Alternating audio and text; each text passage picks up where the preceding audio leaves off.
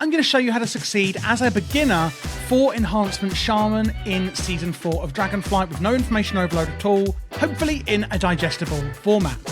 Starting with the stat priority, first things first, agility and eye level are always going to be king. If you want to look a bit more into the secondary stats, that's fine, but do be aware that it's not one size fits all, and it is a tad more advanced than it can initially look. However, the general idea is going to be haste, then mastery, then crit, then verse. But as I said, eye level always tops out, usually against everything else. Haste is going to speed up your attack speed and reduce your cooldowns. Mastery is going to increase the elemental damage you do, putting it simply. Crit is of course giving you a higher chance to do more damage, and versatility is going to slightly increase damage done and also slightly reduce damage taken. Regarding talents, this on the left is for raiding and single target, and on the right is for AoE and Mythic plus. I'm not going to go through every individual talent, but don't worry, I am going to show you all of the core and important ones and spells you do need to know about. You can import this, however, in my description straight into your game. For cooldowns, these are the really important ones I think you, again, should know about. Top left, we've got Astral Shift. This basically is a defensive, reducing your damage taken. We then have got Earth Elemental, another defensive where you can summon a big, scary Earth Elemental to help protect you and your allies. Totemic Recall on the top right will actually reduce the cooldown on your latest used totem, meaning you can use it again. If you're not aware, shamans have a plethora of different totems that they can summon to do different things like utility or increasing combat effectiveness for you and your allies. Bloodlust and Heroism on the bottom, increasing massively your haste for all party or raid members. If you are in a raid or a guild or you're new to Mythic Plus, etc., the tank or the group leader, etc., somebody who usually knows what they're doing quite a bit will tell you when to use this, because it is one of the biggest, well, in fact, it's the biggest combat cooldown in the entire game. Of course, if you know what you're doing, you use this when you want. But just be aware that sometimes people will expect you to use it at certain times that they may let you know of. Feral Spirit, summoning 2 wolves to assist you. And by the way, the set bonus of the gear this season in Season 4 is actually revolving around the Feral Spirits. The 2 set, giving you a chance to summon some more Feral Spirits that are going to increase damage done. And then the 4 set is actually going to help reduce cooldowns on one of your abilities every time you summon one. So it's all passive, and I have included it in the rotation for you so you don't have to worry about it. Looking at the utilities then, speaking of wolves, we've got Ghost Wolf, where you can transform yourself into a wolf, increasing your movement speed in combat, out of combat, indoors and outdoors, no matter then where or when you are. Where or when you are, you know what I mean. Hex, which you can transfigure your enemies for a minute into something else so that you don't have to worry about them. Wind Shear is your interrupt or kick. That's where you can interrupt your enemy's spellcasting. The reason that players call it a kick is because rogues, their interrupt's called kick, and it kind of just stuck in our vocabulary at some point. Water walking, self-explanatory. You can add water walking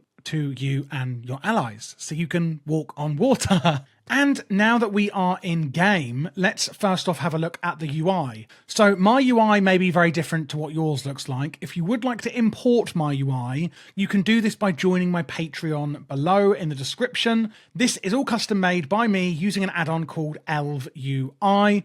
And you can import it fully either through the VIP channel in Discord for Patreons or from my actual Patreon directly, where you'll also get a lot of my spreadsheets and things like that and behind the scenes info that may make your WoW journey easier, especially as a beginner. And of course, it helps support the channel because I only do this in my evenings outside of my main job. So it really is appreciated. That's that if you want it to look like this. One other thing on my UI is this here. You can see it looks like my abilities are doubled up. Obviously, I don't normally play these huge bars on here. This is a Weak Aura by Luxfos. It's another add-on. And basically, I'll put this in the description as well. And it just shows like all of your resources and you cooldowns and need-to-knows, like your buffs, etc., all in one place in your eye line. And that's why I use them. You don't have to, but you can. So one other thing to notice or mention is that our main resource is, well, mana, but we don't really care. We're never going to run out of it.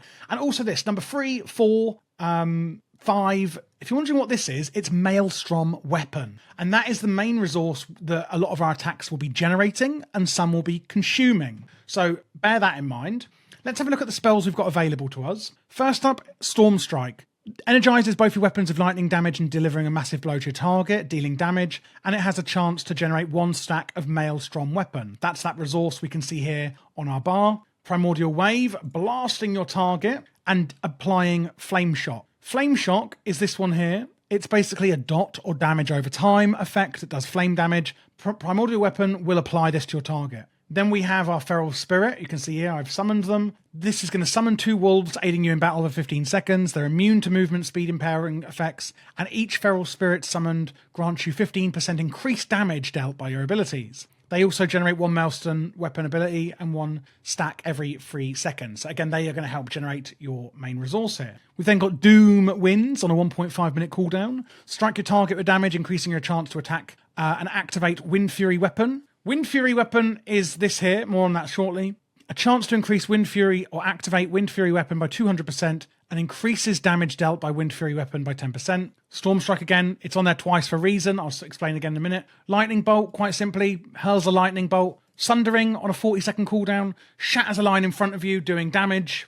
Flame Shock, again, that's the one that Primordial Wave puts on, does flame damage over a certain amount of time. Lava Lash charges your offhand weapon. So by the way, we're using a main hand and offhand weapon as enhancement. Lava Lash charges your offhand weapon with lava, burning your target. Damage is increased if your offhand weapon is imbued with Flame Tongue. That's this one here. Lava Lash will spread Flame Shock from your target to 2 nearby targets. So basically, Flame Shock here, Lava Lash will actually spread that from that target to other targets. And lastly, Ice Strike, which basically, when we use, is going to empower our Frost Shock. Ice Strike, striking a target with Icy Blade, dealing damage and snaring them, and then Frost Shock chills the target, causing frost damage and reducing their speed. So those are the main abilities. 4 things on this bar. One is Wind Fury Weapon. That is an enchantment basically that lasts for an hour that we're going to put on our main hand weapon.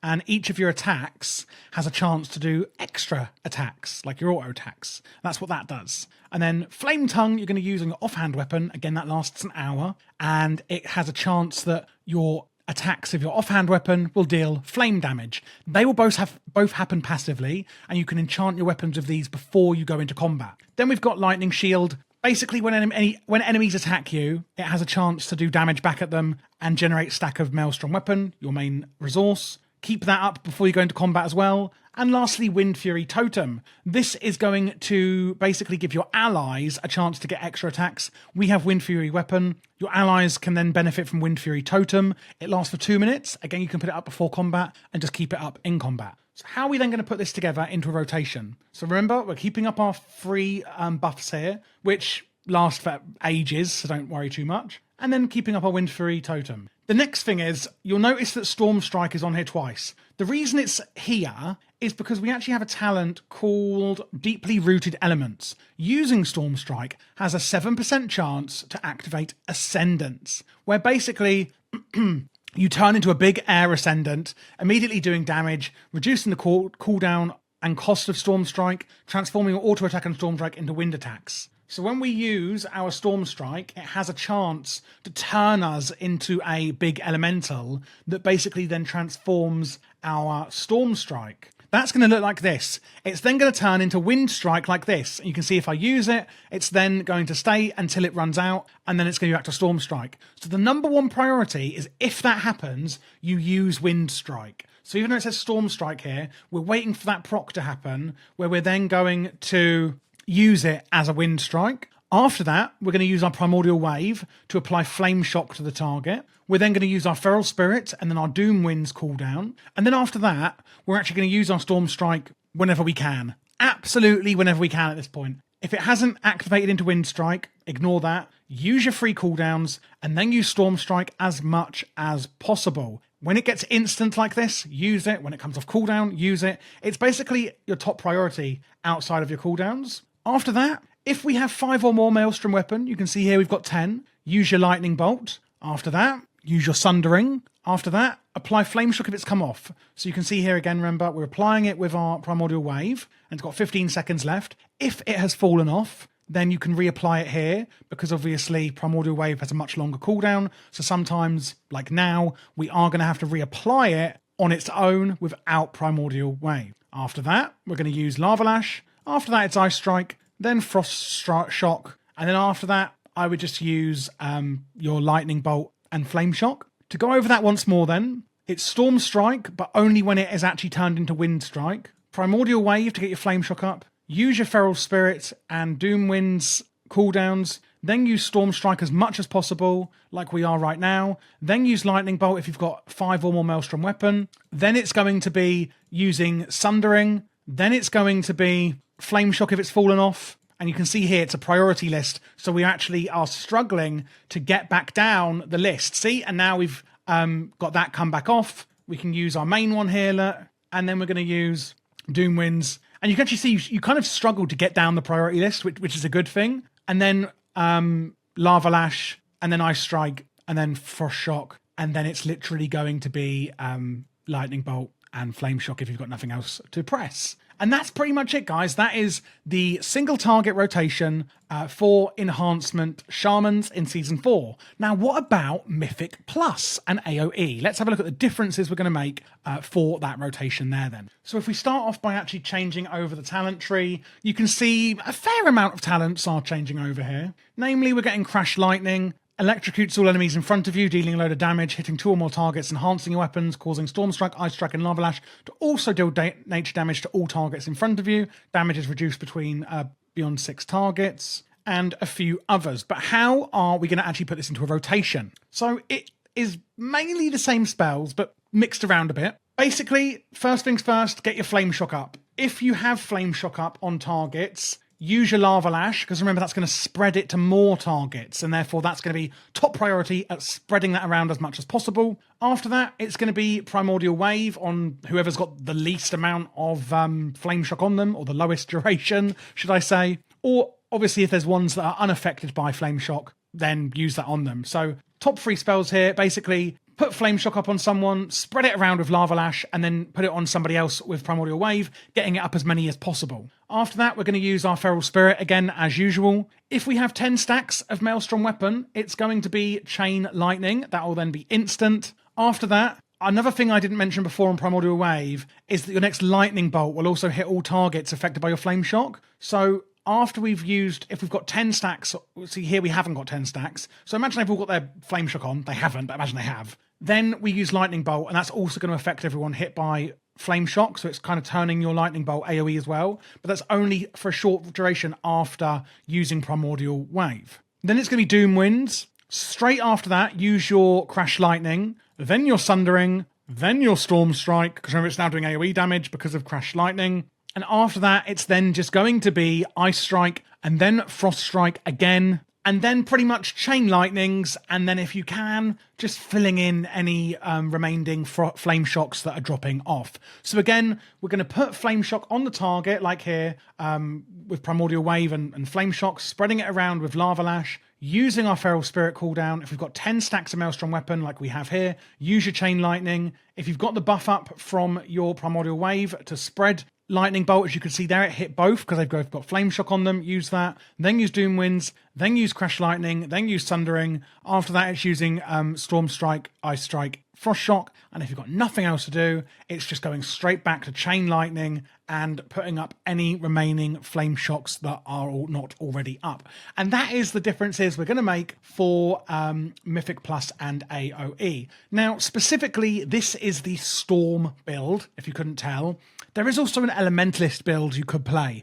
I think it's considerably more complicated, but if you do wish to learn it, I'll put a link in my description for that as well. I actually done a video on that build in Season 3, so last season, because obviously now we're in Season 4, and it's actually the same set bonus that we had last season, this season, so the rotation hasn't really changed. So if you would like to check out the Elementalist build, click on the link in my description, and you can watch that one and see which one you prefer. But TLDR, I do believe for beginners, I personally think this is simpler. But that's it, guys. That's how you're going to play Enhancement Shaman in Season 4 of Dragonflight. If you did enjoy this video, please, of course, do subscribe, leave a thumbs up, and let me know your thoughts in the comments below. And like I said earlier, if you would like to join my Discord or the Patreon, we can help you even more. Patreon, getting you spreadsheets and my UI and things like that, and a special VIP Discord channel you can talk in and ask questions in. Otherwise, just join the Discord, and we have a really friendly community of players who are really up for helping quite a lot of the time as well. And if you want to see other Season 4 guides, whether it be dungeons or PvP or other PvE guides, then click this playlist here.